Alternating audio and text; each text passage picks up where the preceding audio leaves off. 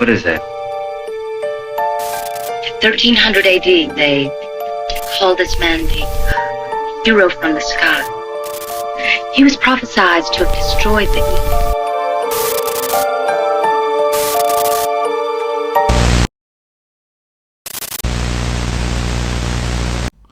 Six most disturbing mysterious which got solved by Google Maps. There's a title that makes you curious about what can happen. How the Google Map can solve anything like mysterious cases. That's my question too. So today we are here with this, ranking the whole cases which is in this video. I'm gonna rank it and we understand which one is more realistic and which one is more interesting. Without further ado, let's don't waste the time and get into this.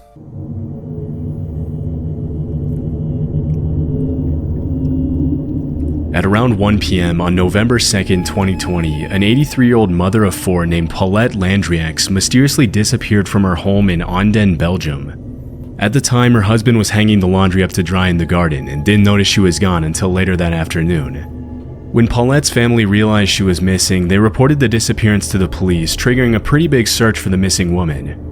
Though this wasn't the first time Paulette disappeared, as she reportedly suffered from Alzheimer's disease and would frequently leave the house at random times of the day and night without telling her husband where she was going. She was known to randomly knock on the neighbors' doors for no apparent reason, and in the years leading up to her disappearance, she no longer recognized her children or her husband. Every other time she had disappeared, her husband would find her a few feet away from the house and bring her back inside. But this time, she was nowhere to be found.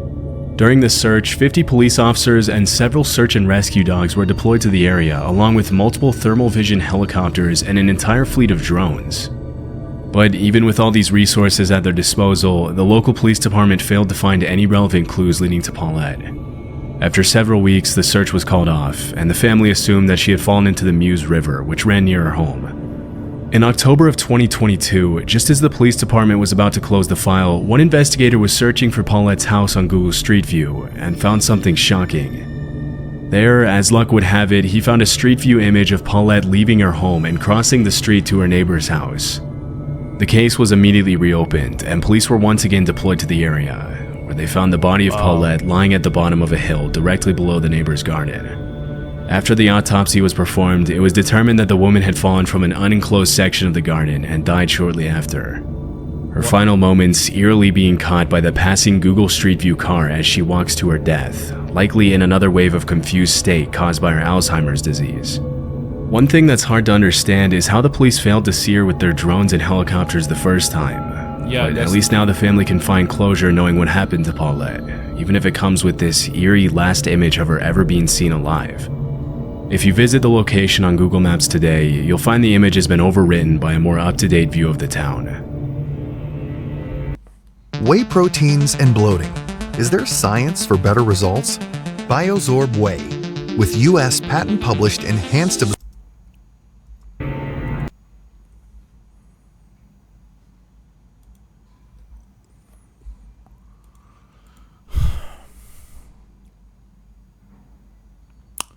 Well, this one was kinda this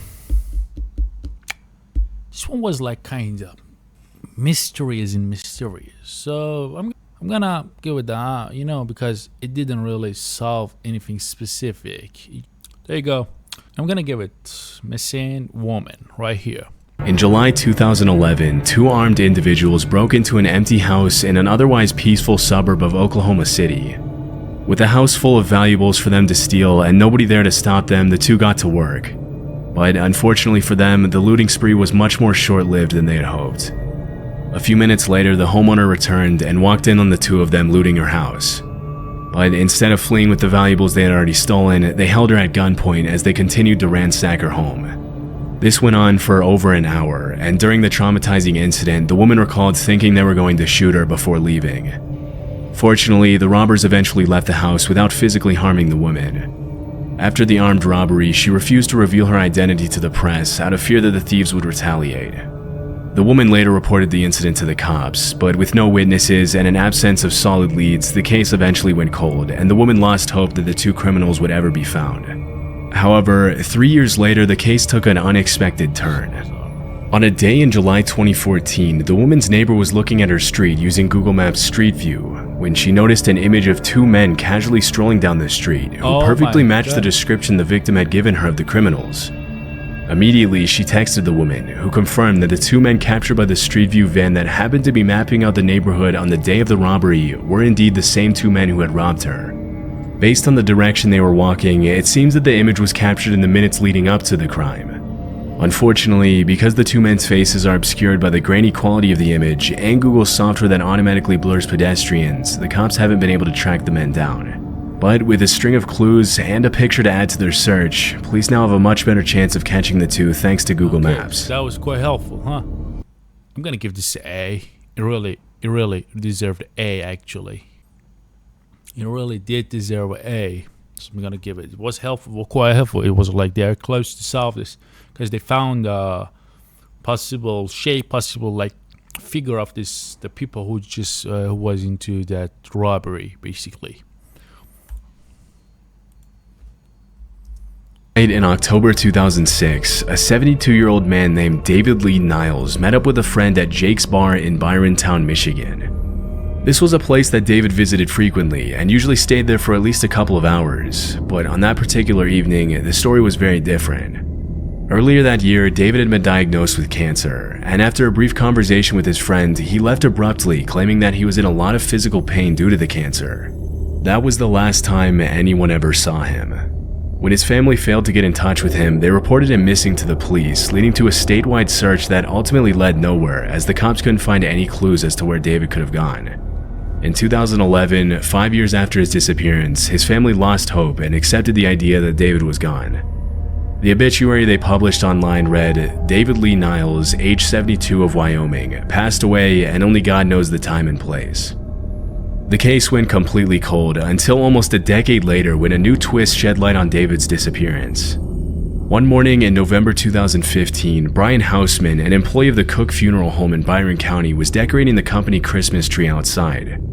When he got to the top of the tree on his lift to put up the star, he noticed something in the adjacent pond that looked like a submerged car.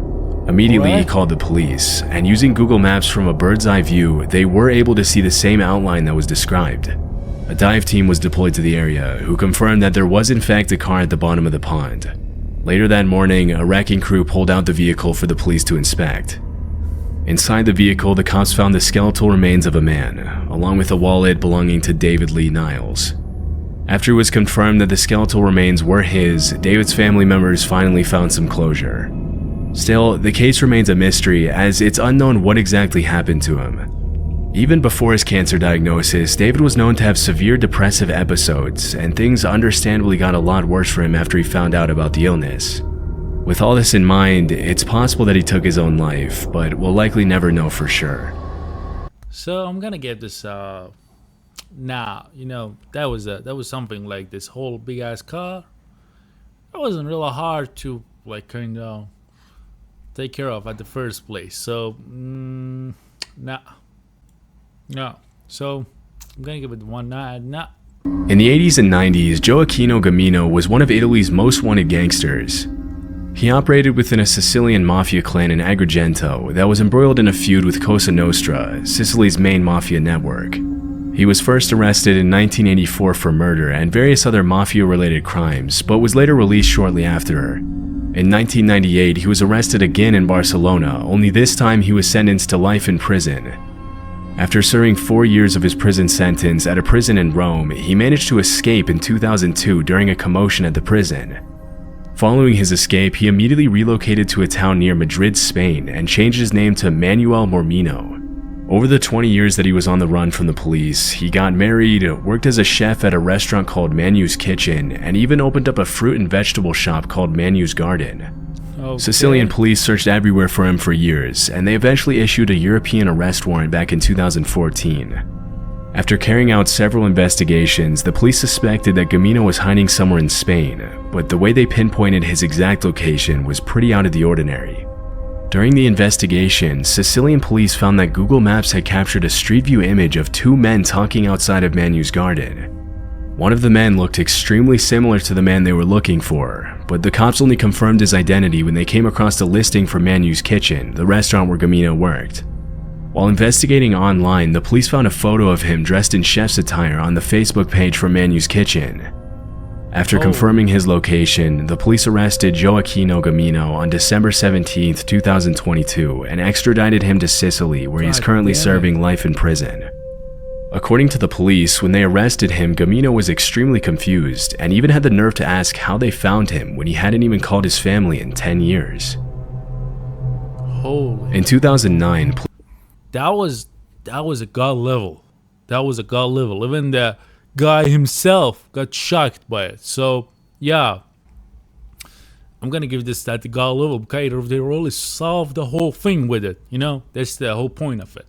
They really solved it, and it's really impressive. I really got impressed by that.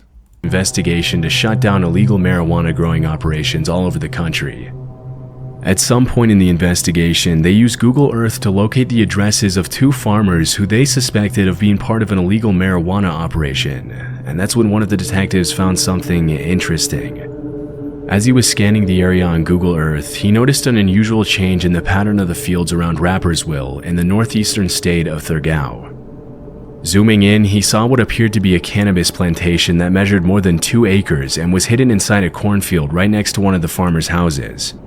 The Google Earth discovery ultimately led to the arrest of 16 people and the seizure of 1.1 metric tons of marijuana, as well as 900,000 Swiss francs in cash, which is the equivalent of around $1.1 million. According to the police report, the drug ring allegedly sold up to 7 tons of marijuana between 2004 and 2008, bringing in from 3 to 10 million francs a year.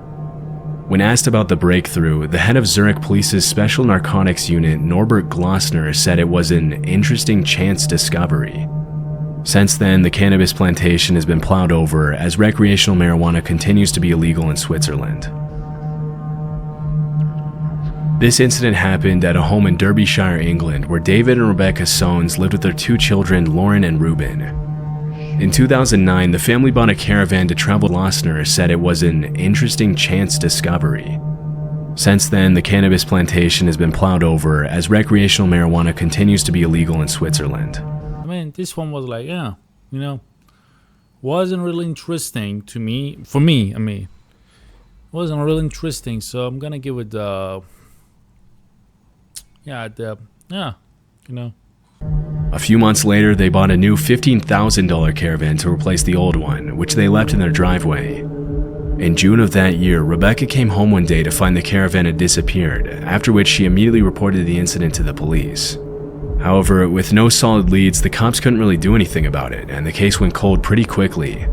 It wasn't until 9 months later, in March of 2010, that 11-year-old Ruben Soanes found something revealing as he was looking at his house on Google Maps.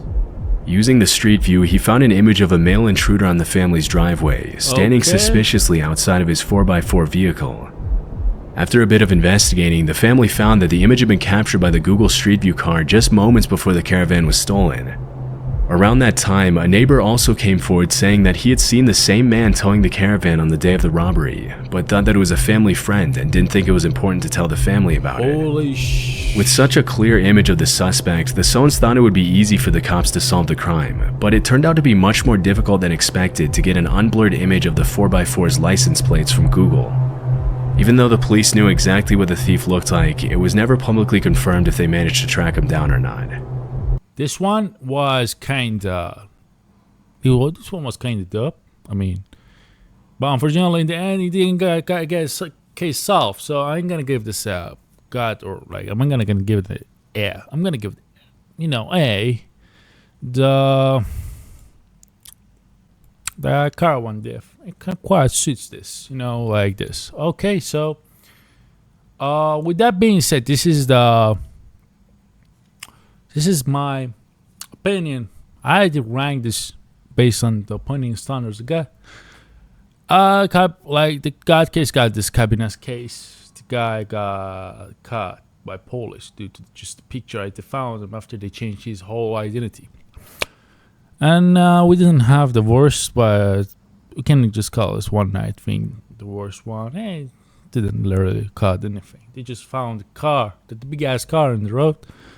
And they got help from this. So in anything, the Juaco case, missing woman, the caravan thief. Caravan thief was the armed robbery was kind of more interesting than this, but the caravan's case was the most solid one in terms of solving a case with the Google Maps. So thank you for watching. If you have any type of, if you have any specific opinion about this ranking, just comment below. Hope you like this video. Don't forget to subscribe. Don't forget to like. And again, if you want me to make any different type of video like this, just comment below. See you next time.